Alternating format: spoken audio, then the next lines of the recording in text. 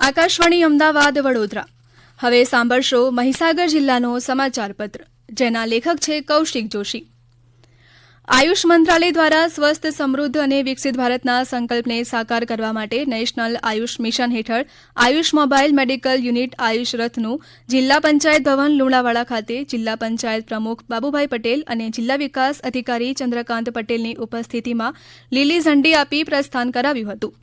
આ પ્રસંગે જિલ્લા પંચાયત પ્રમુખ બાબુભાઈ પટેલે જણાવ્યું હતું કે આ આયુષ રથ થકી મહીસાગર જિલ્લાના અંતરિયાળ ગામોમાં આયુષની સેવાઓ મળી રહેશે તથા આયુર્વેદ તથા હોમિયોપેથી દવાઓ છેવાડાના ગામમાં લોકોને મળી રહે તે માટે આયુર્વેદ શાખા અને જિલ્લા વહીવટી તંત્ર પ્રયત્નશીલ છે. રાજ્યના ખેડૂતો પ્રાકૃતિક કૃષિ કરતા થાય તે દિશામાં રાજ્યપાલના સીધા માર્ગદર્શન હેઠળ મહીસાગર જિલ્લા વહીવટી તંત્ર દ્વારા ઝુંબેશના સ્વરૂપમાં કામગીરી કરવામાં આવી રહી છે.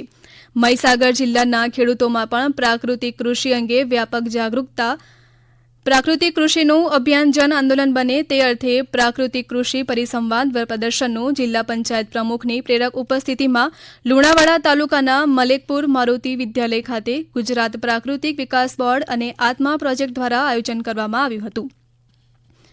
આ પરિસંવાદને દીપ પ્રાગટ્ય કરી ખુલ્લું મૂકતા જિલ્લા પંચાયતના પ્રમુખે જણાવ્યું હતું કે જમીન અને ખોરાકને ઝેરમુક્ત બનાવવા માટે પ્રાકૃતિક ખેતી હવે આવનારા સમયની માંગ છે. પ્રાકૃતિક ખેતીથી ગાયના સંવર્ધન સાથે પરિવાર અને સમાજના આરોગ્યનું પણ જતન થશે તેવી હિમાયત ખેડૂતોને સંબોધતા તેમણે કરી હતી. તેમણે વધુમાં જણાવ્યું હતું કે આપણા પૂર્વજો પ્રાકૃતિક ખેતી સાથે જોડાયેલા રહ્યા હતા, ત્યારે આજે રાસાયણિક ખાતર અને જંતુનાશક દવાઓના વધુ પડતા ઉપયોગને લઈ ખેતી ક્ષેત્રમાં ઘણી મુશ્કેલીઓ ઊભી થઈ છે. આ પરિસંવાદમાં પ્રાકૃતિક વિકાસ બોર્ડ ગુજરાત રાજ્ય સંયોજક પ્રફુલભાઈ સેજલિયાએ જમીન અને આરોગ્ય બચાવવા સાથે આપણા કુટુંબ અને આવનારી પેઢી માટે પ્રાકૃતિક કૃષિનો વારસો આપવા માટે ખેડૂતોને અનુરોધ કર્યો હતો. ખેડૂત ભાઈઓ અને મહિલાઓએ પ્રાકૃતિક ખેતી સંદર્ભે જરૂરી માર્ગદર્શન આપવાની સાથે તેની જરૂરિયાત અને મહત્વ વિશે વિગતવાર જાણકારી આપવામાં આવી હતી. આગામી સમયમાં લોકસભા સામાન્ય ચૂંટણી યોજાવાની છે, ત્યારે મહીસાગર જિલ્લા વહીવટીતંત્ર દ્વારા ચૂંટણીમાં નાગરિકો મહત્તમ મતદાન કરે તે માટે જિલ્લા કલેક્ટર નેહા કુમારીના માર્ગદર્શન હેઠળ મતદાર જાગૃતિના કાર્યક્રમો યોજાઈ રહ્યા છે. જિલ્લાના એકતા ચેરિટેબલ ટ્રસ્ટ બાલાશિનોર ખાતે વયોવૃદ્ધ અને દિવ્યાંગ મતદારો માટે મતદાન જાગૃતિ કાર્યક્રમનું આયોજન કરવામાં આવ્યું હતું.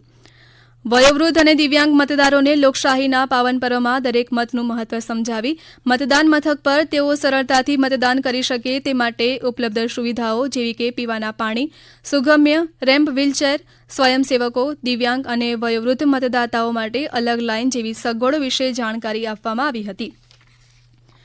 40% કે તેથી વધુ દિવ્યાંગતા ધરાવતા તમામ દિવ્યાંગ વ્યક્તિઓ ફોર્મ 8 દ્વારા દિવ્યાંગ મતદાતા તરીકે ફ્લેગિંગ કરાવી શકે છે તે વિશે માહિતી આપવામાં આવી હતી.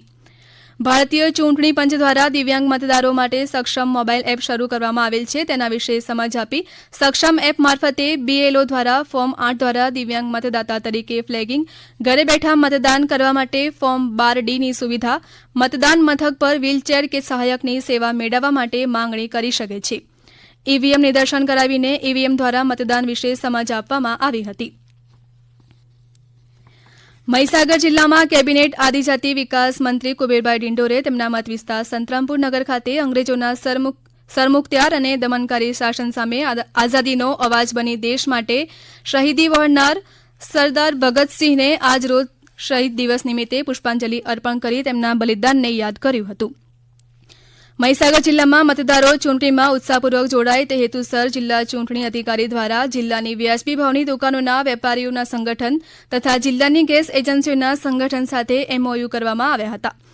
MOUથી જિલ્લાની 322 વ્યાજબી ભાવની દુકાનો તથા 1.49 લાખ ગ્રાહકો અને 14 ગેસ એજન્સીઓ તથા 1.71 લાખ ગ્રાહકોમાં મતદાર જાગૃતિ દ્વારા પોતાના મતાધિકારનો ઉપયોગ કરવા અનુરોધ કરવામાં આવ્યો હતો. આપ સાંભળી રહ્યા હતા મહીસાગર જિલ્લાનો સમાચાર પત્ર, જેના લેખક હતા કૌશિક જોશી. આ પ્રસારણ આકાશવાણીના અમદાવાદ વડોદરા કેન્દ્ર પરથી કરવામાં આવ્યું.